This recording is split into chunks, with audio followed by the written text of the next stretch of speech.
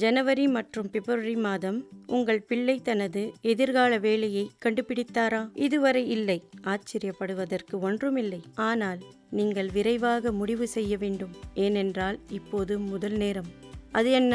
ஜனவரி மற்றும் பிப்ரவரி மாதங்களுக்கு இடையில் உங்கள் பிள்ளை உரையாடல் தாள் என்ற ஆவணத்தை பெறுவார். அவர்களின் முதல் நோக்கு நிலை யோசனைகளை பதிவு செய்யவும் நீங்கள் கண்டறிந்த படிப்பை பொறுத்து சேரலாமா என்பது இப்போது உங்களுக்கு தெரியும். ஒரு பாலிவேலண்ட் உயர்நிலை பள்ளியில் பொது இரண்டாம், ஒரு தொழிற்கல்வி இரண்டாம் அல்லது ஒரு நடுத்தர ஆண்டு ஒரு தொழிற்கல்வி பள்ளியில் CAP.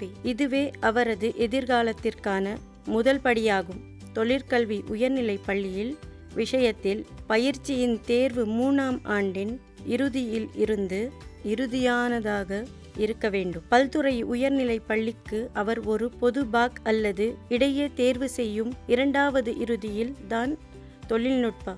இந்த முதல் விருப்பங்கள் மார்ச் மாதம் 2ஆம் வகுப்பு கவுன்சிலின் பொது படிக்கப்படும். உங்கள் ஆசிரியர்களுடன் உங்கள் விருப்பங்களை செம்மைப்படுத்த முடியும் என்பதே இதன் யோசனை. பள்ளி பாதைகளின் 2 புதிய எடுத்துக்காட்டுகள் உள்ளன. செவிலியர் பொது உயர்நிலை பள்ளியில் பொது மற்றும் தொழில்நுட்ப இரண்டாவது, பின்னர் இரண்டாவது இறுதியில் பாக் தேர்வு. உடல்நலம் மற்றும் சமூக தொழில்நுட்பம் STSS பட்டத்திற்கு பிறகு நர்சிங் பள்ளியில் மேற்படிப்பு. தொழிற்கல்வி உயர்நிலை பள்ளியில் CAP அல்லது பாக் ப்ரோ சமையல். மார்ச் அல்லது ஏப்ரல் மாதம் 24ஆம் பகுதியில் உங்கள்